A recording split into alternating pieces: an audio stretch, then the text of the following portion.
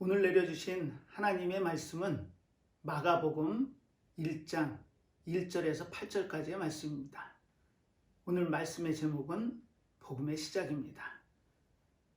또 한 주를 살아가는 데 있어서 영의 양식이 이 예배를 통해 하나님께서 내려주심을 굳게 믿고 하나님이 주신 이 귀한 은혜의 말씀을 우리의 삶의 원동력으로 삼아 한 주의 삶에서도 승리의 삶을 사는 하나님의 믿음의 성도들 다 되시기를 축복하면서 오늘 말씀을 시작하도록 하겠습니다. 오늘 말씀의 시작은 이렇게 시작하고 있죠. 하나님의 아들 예수 그리스도 복음의 시작이라. 오늘 마가가 전하는 이 복음의 의미와 복음의 시작이 어떤 의미인지를 오늘 깨달아 우리가 영의 삶을 사는 데 있어서 큰 디딤돌이 되는 은혜의 말씀으로 남겨졌으면 하는 바람 간절합니다. 우리는 지난 시간에 갈라디아서를 통해 그리스도인의 자유함이라는 주제의 말씀을 들었습니다. 사도 바울은 갈라디아 교인들이 예루살렘에서 올라간 거짓 교사들에 의해서 할례가 이루어져야 되고 율법이 지켜져야 온전한 구원을 받을 수 있다라는 잘못된 복음을 들었음을 알고 이 갈라디아서를 남기죠. 사실 갈라디아서를 쓴 사도 바울의 입장에서는 이 자유함이 내가 원하는 바를 하고 싶은 대로 하는 게 자유함이 아니고 내가 믿음의 여정을 사는 데 있어서 한 몸으로 모인 교회 공동체 안에서 내가 누리는 자유함 때문에 혹여 믿음이 약한 자가 시험에 들거나 실족하는 것을 경계했습니다. 그 대표적인 예가 지난 시간에 우상 제물에 올려진 고기를 먹느냐 먹지 않느냐의 문제를 말씀드렸습니다. 물론 사도 바울처럼 믿음이 강건한 자는 충분히 먹을 수 있다고 이야기할 수 있었습니다. 하지만 믿음이 연약한 자들은 그 우상 제물에 올려졌던 고기를 먹는 것이 시험거리였습니다. 그래서 먹어서는 안 된다는 그와 같은 생각을 갖고 있었죠. 사도 바울은 거기에 답을 냅니다. 만약에 내가 누리는 자유함 때문에 믿음이 연약한 사람들이 혹여 실족을 하거나 마음의 상처를 입는다면 그 부분을 지양하랍니다. 이 자유함은 내 마음대로 하는 것이 아니고 교회 공동체를 이루어가는 데 있어서 이 자유함을 통해서 상처받는 자가 생기지 않고 하나의 공동체로 서가는 것이 자유함의 근간임을 사도 바울은 이야기했던 겁니다. 우리도 믿음 생활하면서 나의 자유함이 혹여 믿음이 연약한 사람의 시험거리로 남는다면 우리는 그 부분을 해서는 안 되는 것입니다. 즉 믿음의 자유함은 하고 싶은 것을 하는 것이 아니라 나로 인해서 상처받는 자가 없게끔 하는 것이 더 큰 자유함이고 구속이 아님을 사도 바울은 갈라디아에서 정의하고 있죠. 그리고 갈라디아서 내용에 보면 두 사람의 인물이 등장합니다. 디도는 사도 바울이 선교 사역을 하는 데 있어서 어려움을 겪거나 힘든 곳에 이 디도를 보내서 문제점을 해결했죠. 그리고 바나바라는 인물이 등장을 합니다. 바나바는 바울이 사도로서의 자리매김을 하는 데 있어서 큰 역할을 했고 큰 동역을 했던 인물입니다. 사도 바울이 다메섹에서 부활하신 예수님을 만나고 완전히 회심을 하죠. 그리고 선교를 하다가 예루살렘의 사도들과 친분을 나누기 위해서 예루살렘을 방문합니다. 하지만 어느 누구도 사도 바울을 반기지 않았죠. 그 전력을 너무나 잘 아는 예루살렘 기독교인들은 사도 바울을 두려워했습니다. 혹여 이 자가 만에 하나 위장으로 우리 기독교 사회에 들어와 일원인 것처럼 행하면서 그 실체를 파헤친다면 혹시 어려움도 닥칠 수 있을 거라고 생각을 하죠. 하지만 바나바는 단언하건대 이 바울이 회심한 것이 맞다. 그리고 부활하신 예수님을 통해 선교자로 섰음을 옆에서 지원했던 인물이 바나바였습니다. 그래서 바울은 예루살렘에 갈 때마다 늘 옆에 바나바가 있었죠. 예루살렘에 흉년이 들고 기근이 왔을 때 안디옥에서 걷어진 구제 헌금을 가지고 함께 갔던 인물도 바나바였습니다. 그리고 안디옥에 올라온 거짓 교사들의 다른 복음을 통해 쟁론이 있었을 때 그 문제를 할례를 받느냐 또 율법을 지키느냐의 문제를 가지고 예루살렘 공회가 열렸을 때도 바나바는 바울과 함께 했습니다. 하지만 이 두 사람이 선교 여정에 있어서 2차 선교를 떠나면서 그 전에 큰 다툼이 있었다고 사도행전은 기록하고 있습니다. 바나바와 바울처럼 이렇게 동력을 하다가 서로 의견이 맞지 않아서 부딪히는 예는 있었을 겁니다. 하지만 그 원인 제공을 한 인물이 바나바의 조카인 마가였습니다. 우리는 오늘 이 마가라는 인물을 통해 복음의 의미를 다시 한번 되새겨보려고 합니다. 이 마가는 어떤 인물인가요? 이 마가는 우리가 오순절날 마가의 다락방에 120명의 성도들이 모여 예수님이 명령하신 대로 힘써 기도를 했죠. 기도에 전무했습니다.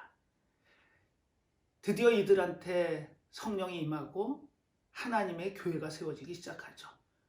바로 그 120 성도가 모여서 하나님의 교회를 세운 곳이 바로 마가의 다락방이었습니다. 즉 마가의 집이었다는 얘기죠. 120명이라는 많은 인원이 들어갈 정도의 다락방이라면 이 집의 규모를 넉넉히 짐작할 수 있습니다. 이처럼 마가는 부유한 집에 예루살렘 출신의 레지파 사람이었죠. 그리고 이 바나바에 의해서 1차 선교여행 때 동행을 합니다. 바나바와 바울의 수행자로 1차 선교여행을 따라 나서죠.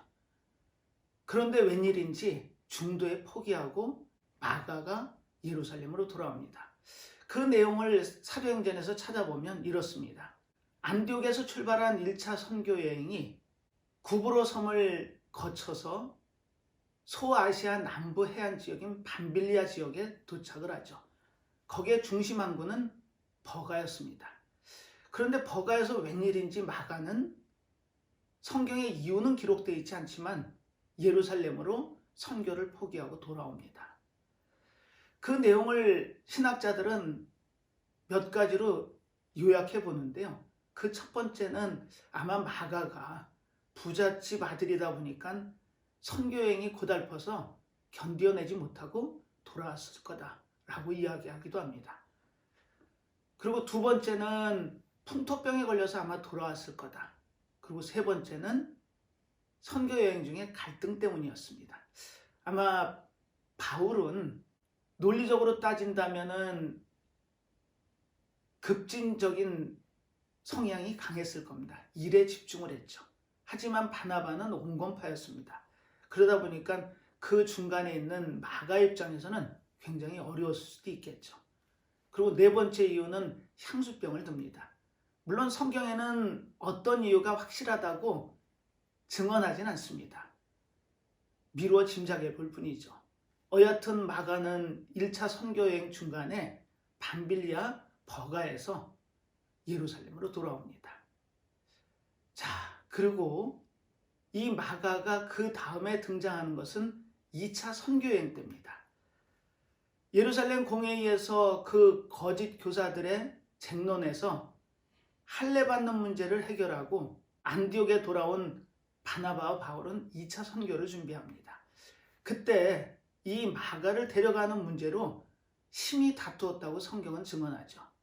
과연 이 두 사람이 심히 다퉜던 이유는 뭘까요? 아마 바울은 이렇게 주장했을 겁니다. 1차 선교여행에서 중도에 포기하고 돌아온 이 마가를 우리가 다시 데려가는 건 안 됩니다.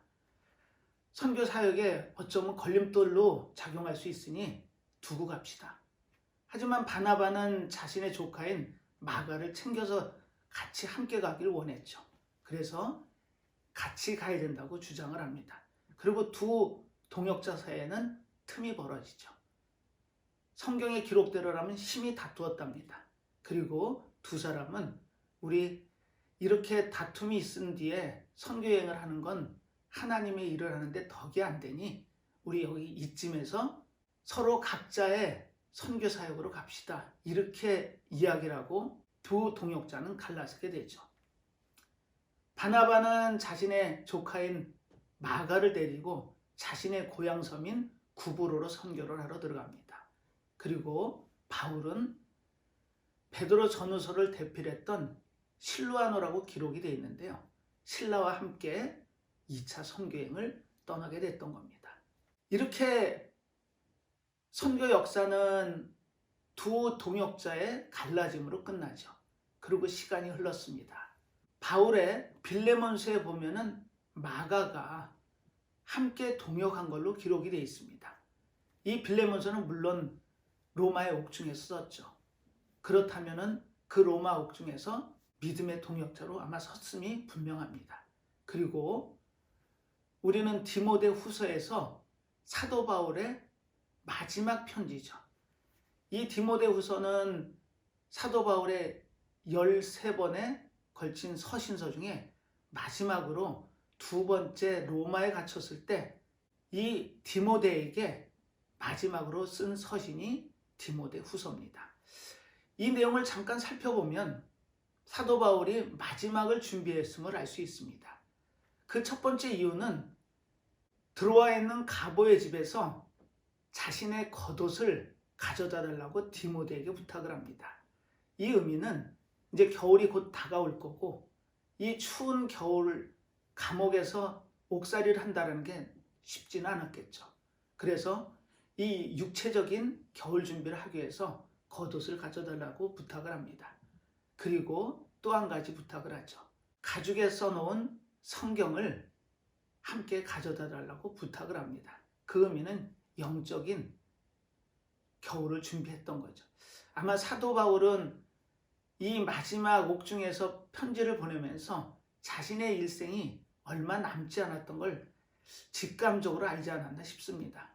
그래서 아마 이와 같은 부탁을 디모데에게 했겠죠. 그리고 마지막으로 한 가지 부탁을 더합니다. 그 2차 선교여행 때 다툼의 원인을 제공했던 그 마가를 데려오랍니다. 그리고 거기에 유익한 자라는 덧붙임의 말을 써서 보냅니다. 자, 그렇다면 1차 선교여행 와중에 그 밤빌리아 지역에서 갈라디아 지역으로 올라가려면 바로 타우루스 산맥을 지나야 되는 험한 여정이었습니다. 3,000m가 넘는 고봉들이 있는 그 산맥을 통과해야 선교하려고 했던 갈라디아 지역에 도착할 수 있었습니다. 아마 이 마가는 그 여정이 녹록치 않음을 마음속에 생각했을까요? 하여튼 그 상상은 우리 각자의 몫일 겁니다. 여하튼 그 중도에 포기하고 돌아왔던 마가가 디모데 후서에는 유익한 자고 믿음이 튼실한 자로 기록이 되어 있습니다. 마가가 어떻게 이렇게 바뀌었을까요? 우리는 그 단초를 베드로 전서에서 찾을 수 있습니다.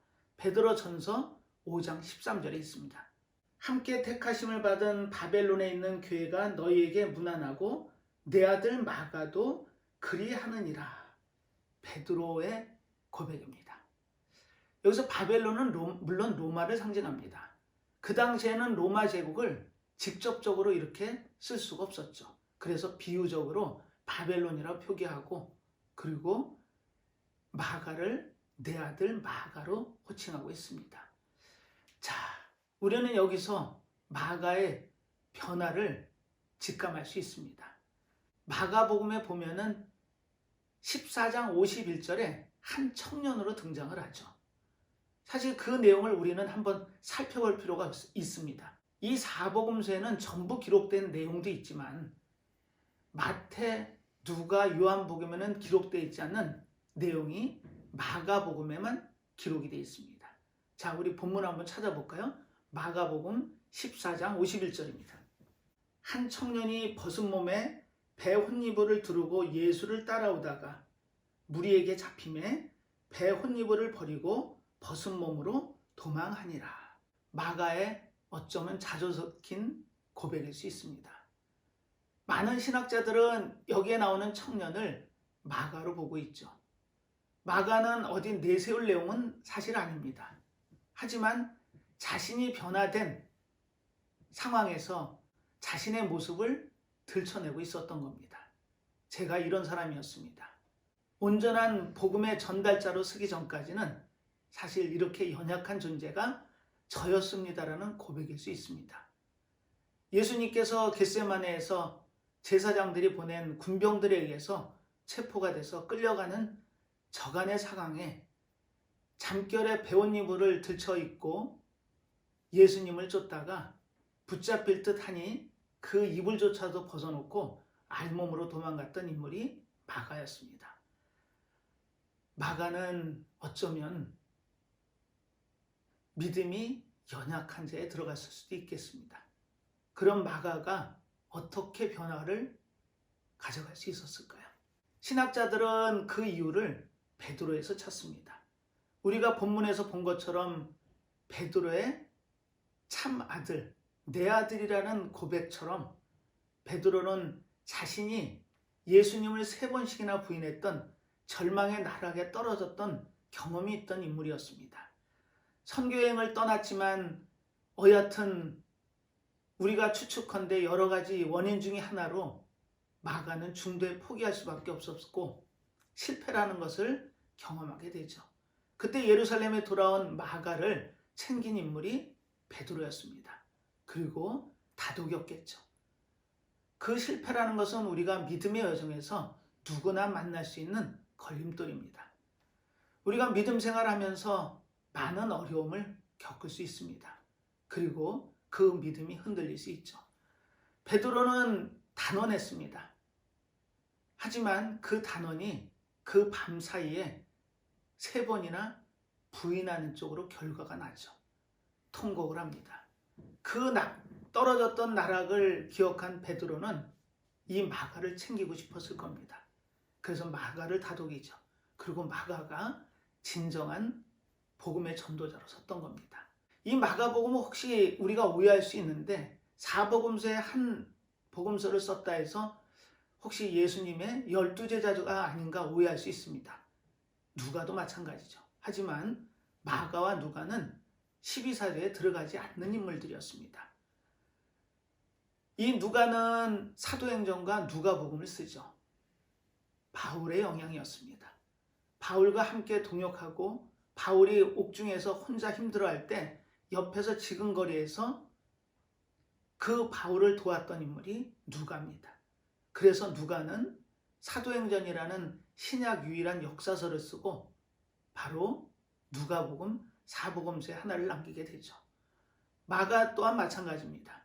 이처럼 혼이불을 벗어던지고 도망을 갈 정도의 연약한 인물이 복음서를 쓰게 된 겁니다. 자, 복음서의 첫 줄을 읽으면 우리는 그 내용이 어떤 의미인지를 알게 될 겁니다.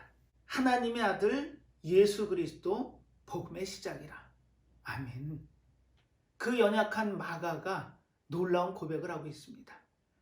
신학자들은 이 4복음서 중에 가장 먼저 쓰인 복음서가 이 마가복음이라고 결론 짓고 있습니다. 자, 이 마가복음이 어떤 복음서인가요? 사실 이 복음서가 쓰여진 내용을 좀 살펴볼 필요가 있는데요. AD 64년에 로마에선 큰 사건이 있었습니다. 이 로마가 10구역으로 나눠져 있는데 그 중에 3구역은 전소를 하죠. 그리고 대부분의 구역들이 많은 화재의 피해를 입습니다. 그게 바로 로마 대화재죠. 이와 같은 어려움을 로마 시민들이 겪고 나서 그 방화가 네로에 의해서 저질러졌다라는 생각들이 모아져 가기 시작합니다. 위정자들 입장에서는 두려웠겠죠. 혹시 밀란이나 일어나지 않을까라는 두려움 속에 그 화재의 이유를 바로 기독교인들에게 지웠던 겁니다. 그래서 기독교를 믿는 로마 시민들뿐 아니고 유대인까지 무차별적으로 잡아들이기 시작합니다. 그리고 극심한 박해가 일어나죠. 그 내용을 히브리 기자는 이렇게 증언합니다. 이들이 동물들의 가죽에 입혀지고 콜로세움에 던져져서 그 동물들의 밥으로 전락하고 또 톱으로 켬을 당하고 어마어마한 핍박과 고문과 사륙에 이와 같은 상황에서 어떤 마음이 들었을까요? 이 기독교인들에게는 이런 질문이 나왔을 겁니다. 하나님은 과연 살아계시나요? 우리가 믿는 예수 그리스도는 과연 어떤 분인가요? 라는 원론적인 회의를 마음속에 품었을 겁니다. 그때 한 줄기의 빛으로 다가왔던 게 바로 이 마가복음입니다. 마가는 이 흔들리는 이방 성도들과 이 유대인 성도들을 위해서 마가복음을 쓰죠. 쓴 시기는 아마 AD 65년에서 70년 저간일 겁니다. 이 복음서를 받아든 이 크리스찬 기독교인들은 전체 40%를 십자가에 할애하고 있다는 것을 깨닫게 됩니다. 그리고 마가는 이 마가복음에서 예수님께서 당하셨던 고난을 상기시키죠. 예수님이 당한 이 고난에 비하면 우리가 그분을 믿는 믿음 안에서 당하는 이 고난은 이겨낼 수 있는 고난입니다. 그리고 이들에게 기쁨과 소망을 전하죠. 사실 그 무너질 수 있는 상황에서 믿음을 붙잡고 그 어려운 핍박 속에서 믿음을 간직할 수 있었던 건 이 복음서의 힘입니다. 오늘 이 마가는 복음의 시작을 외치죠. 그런데 내용을 보면 어디서 많이 들어본 내용입니다. 예수님께서 제자들에게 질문을 하죠. 세상이 나를 누구라 하느냐? 그때 제자들은 엘리야다, 세례 요한이다, 예레미야나 한 선지자 중에 한 명이라고 이야기합니다 했을 때 베드로는 놀라운 고백을 하죠. 주는 그리스도시요 살아계신 하나님의 아들입니다. 놀라운 고백 아닌가요? 이 예수 그리스도를 하나님의 아들이라고 고백을 합니다.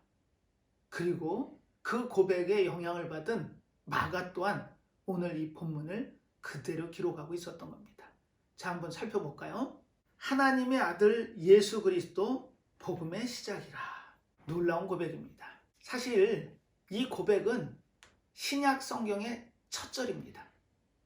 4복음서 중에 마가복음이 제일 처음에 등장한 복음서라면 신약의 처음은 마가복음이고 그 마가복음의 1장 1절이 하나님의 아들 예수 그리스도 복음의 시작이라고 이야기하고 있었던 겁니다.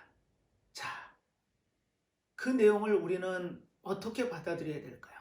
복음을 우리는 헬라어로 유앙겔리온이라고 합니다. 사실 세상의 역사는 바뀜의 역사였죠. 아수르를 바벨론이 멸망시키고 바벨론은 페르시아, 페르시아는 헬라가, 헬라는 로마가 멸망을 시켰던 겁니다.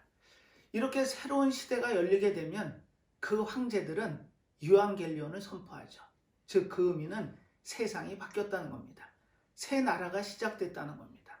그래서 자신이 왕위에 오르고 새 왕조가 시작이 되면 그 자신의 치적을 백성들에게 알리기 위해서 감옥에 갇힌 죄수들을 풀어주고 또 경제적으로 힘들어하는 지역은 황제가 재정을 대서 그 어려움을 해결해 줬던 겁니다.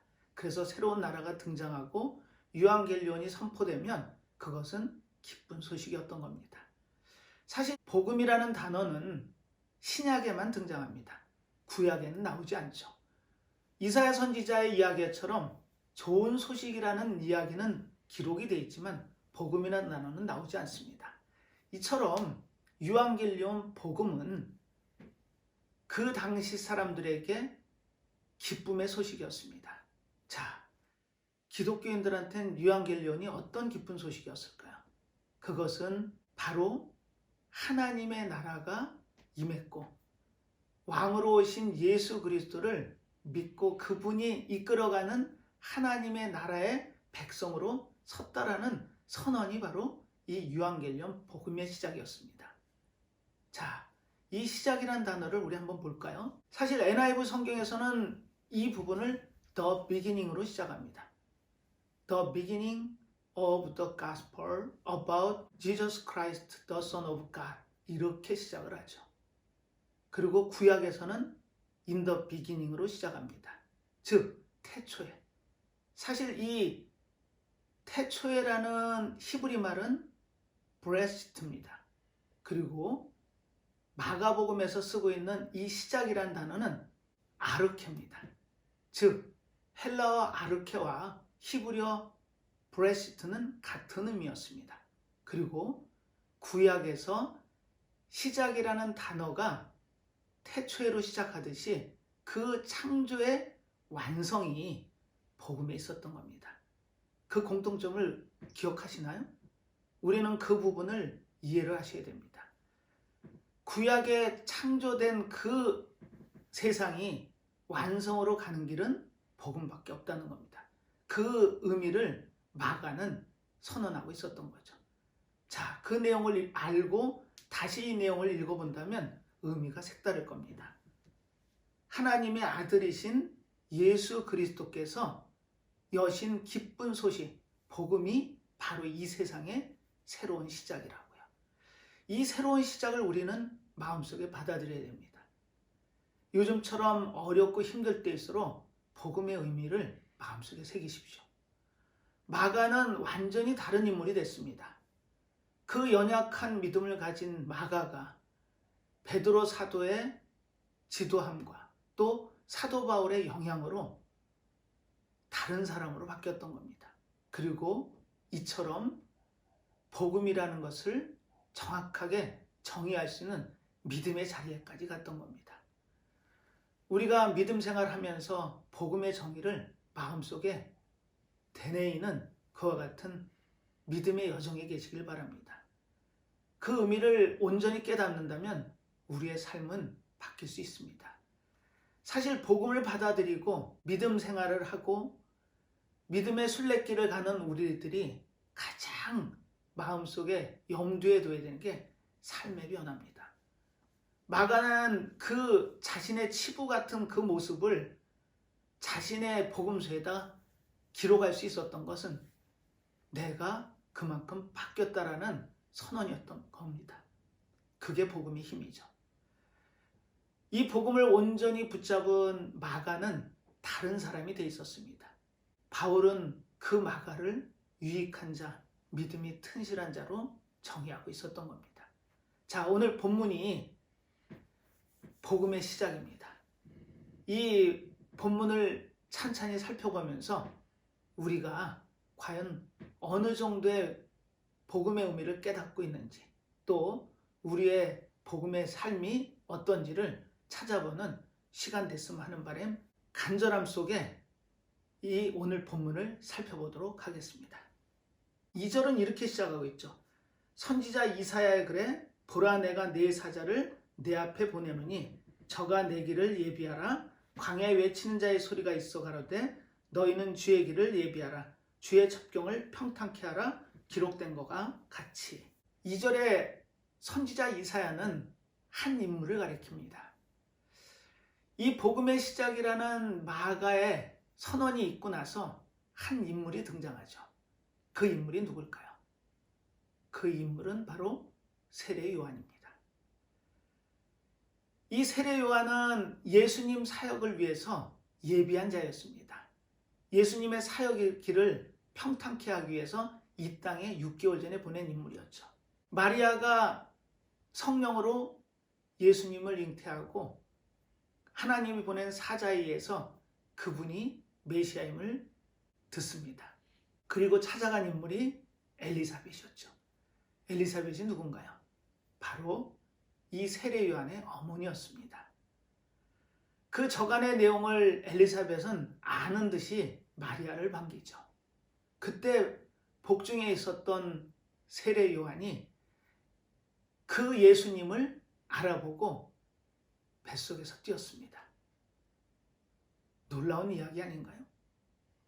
어떻게 6개월 전에 예비단 대로 이 땅에 와서 예수님을 만나는 그 복중에서 뛰어놀 수 있었을까요? 그만큼 세례 요한은 예수님의 말씀대로 여자가 난 자 중에 가장 큰 자였습니다. 이 신약 시대가 열리고 복음이 선포되고 그 복음의 주인이신 예수 그리스도가 이 땅에 오심을 세상에 알리기 위해 6개월 전에 보내진 인물이 바로 이 세례 요한이었던 겁니다. 자, 이 세례 요한을 성경에서는 3가지 정도로 세례 요한을 가리키고 있는데, 오늘 본문을 보면서 세례 요한이 어떤 인물이고 또 이 복음을 전하는 데 있어서, 또 복음의 토대를 세우는 데 있어서 세례 요한의 역할은 뭐고, 이 땅을 살면서 우리는 과연 이 복음을 어떻게 받아들일 거며 어떻게 전하는 자의 삶을 살지에 대한 내용을 한번 살펴보려고 합니다. 자, 세례 요한은 어떤 인물이었죠? 첫 번째로 자신의 소명, 콜링을 알았던 인물입니다. 자, 그 내용이 이렇게 기록이 되어 있죠.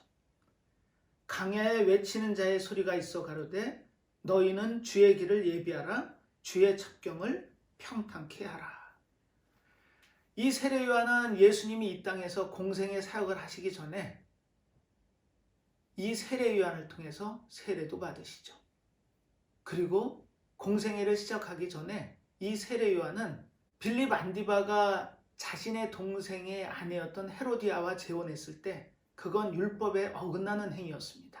그걸 대놓고 지적했던 세례 요한을 어쩌지 못했죠.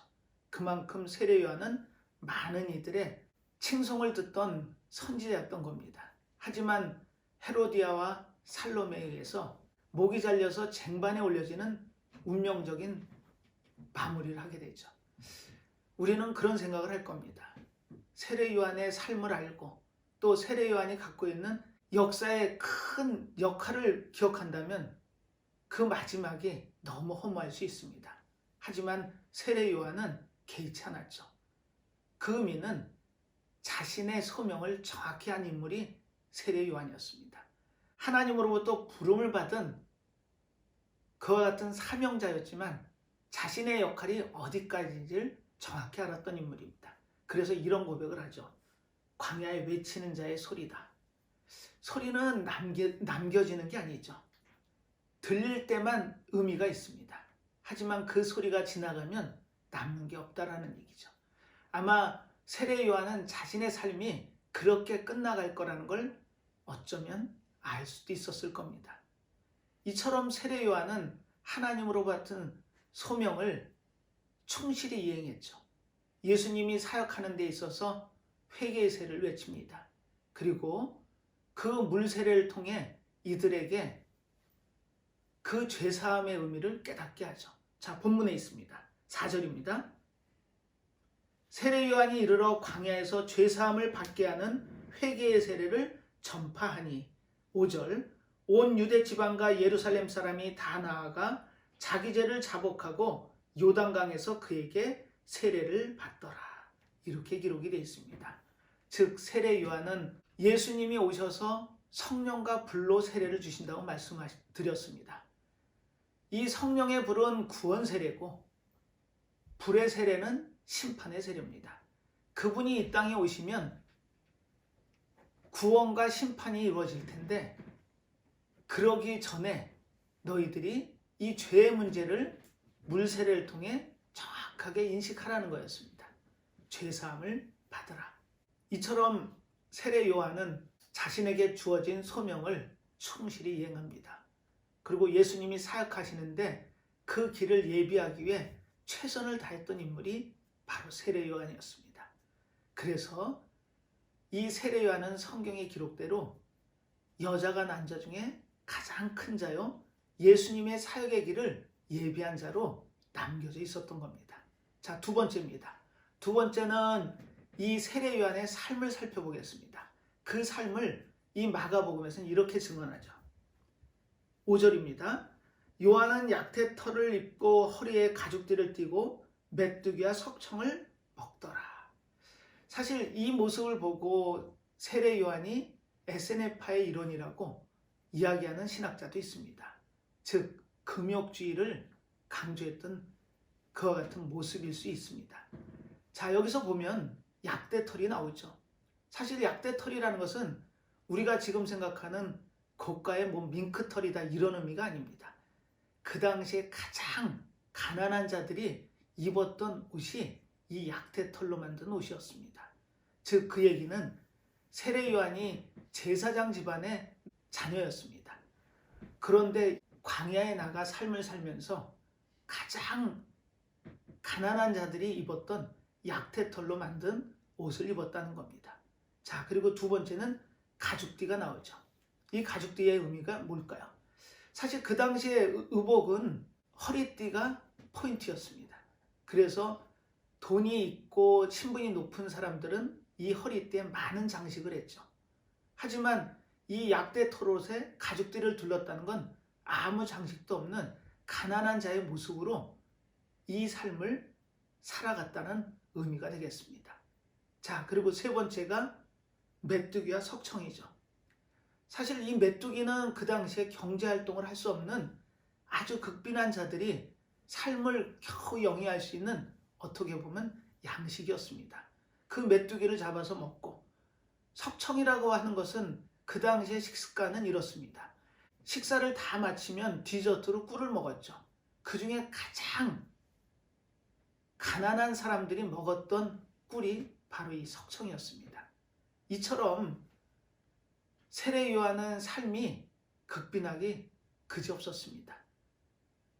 어쩌면 금욕주의자가 맞을 수 있습니다.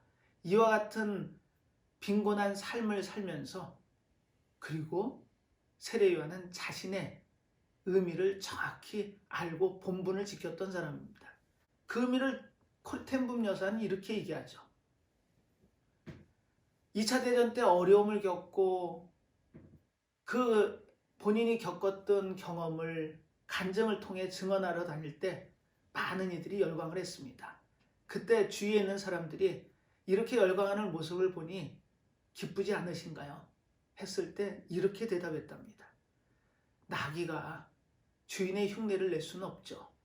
그리고 웃지 않은 모습을 보이려고 했다고 기록이 남겨져 있습니다. 우리는 이처럼 세례 요한의 모습에서 자신의 입장, 처지, 그 자신이 그 받던 환호나 이런 것을 다 접고 오직 예비하는 자의 삶을 살다가 자신의 고백처럼 그가 전파에 가로되 나보다 능력 많으시니가 내 뒤에 오시나니 나는 굽혀 그의 신들매를 풀기도 감당치 못하겠노라 하는 고백을 남김처럼 세례 요한은 그분의 신들매도 들 수 없는 자신의 입장을 밝혔던 겁니다.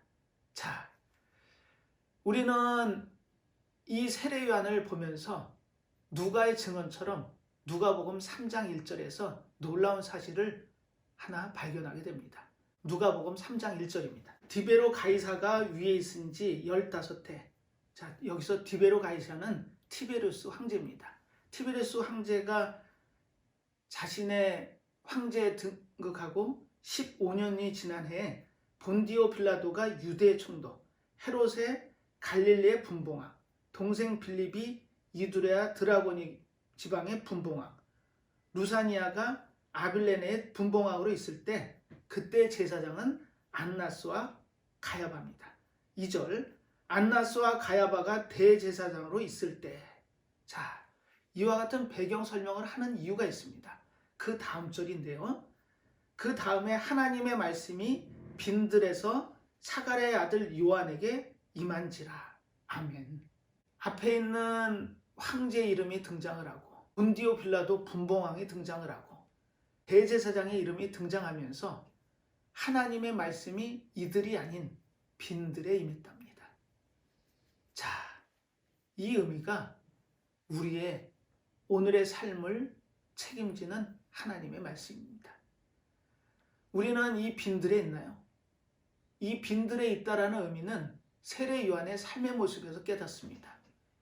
가장 청빈하고 극빈한 삶을 살면서 오직 그분이 오실 길을 예비하기 위해 광야에 외친 자의 소리로 살았던 세례 요한.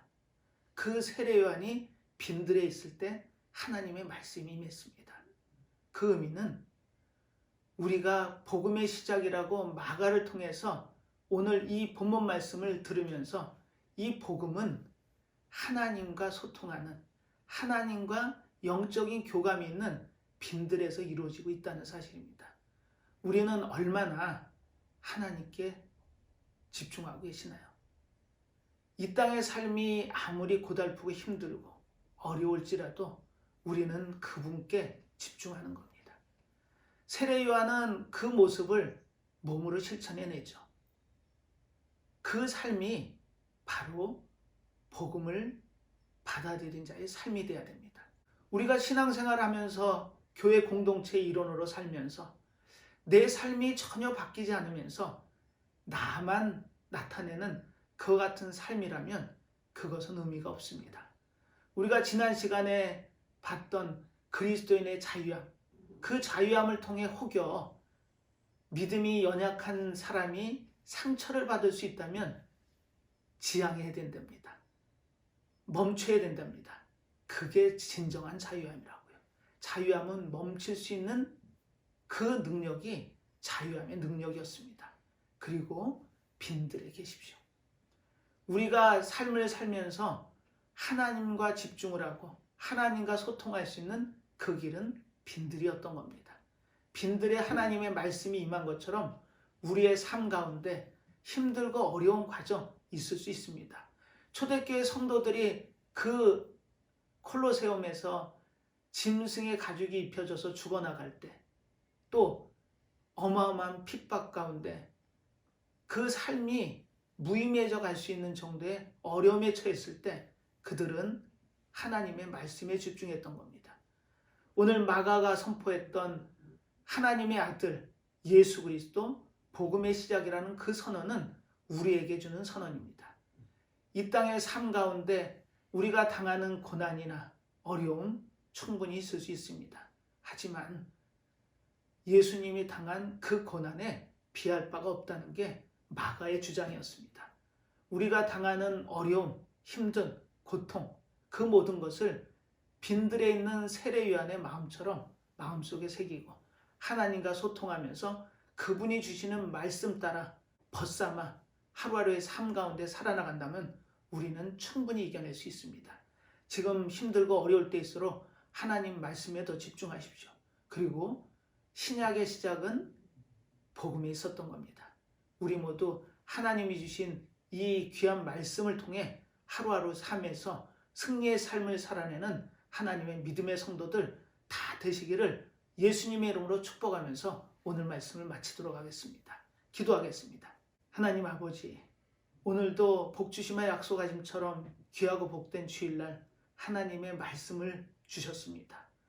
우리가 빈들에서 하나님과 소통하며 힘들고 어려운 과정 중에 하나님의 주시는 말씀을 살아 말씀을 받아 귀한 삶을 사는 하나님의 자녀의 백성이 되길 원합니다.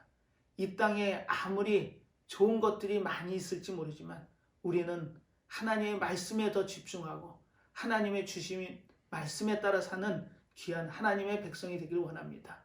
우리의 믿음이 흔들릴 때마다 귀한 은혜의 말씀을 주셔서 한 주의 삶도 책임지시고 또한 하루하루 살아가는 발걸음이 함께 하셔서 늘 그 발걸음이 복된 발걸음이 될 수 있도록 이 시간 축복하여 주시옵소서. 늘 함께 하심을 감사드리며 예수님의 이름으로 기도드리옵나이다. 아멘.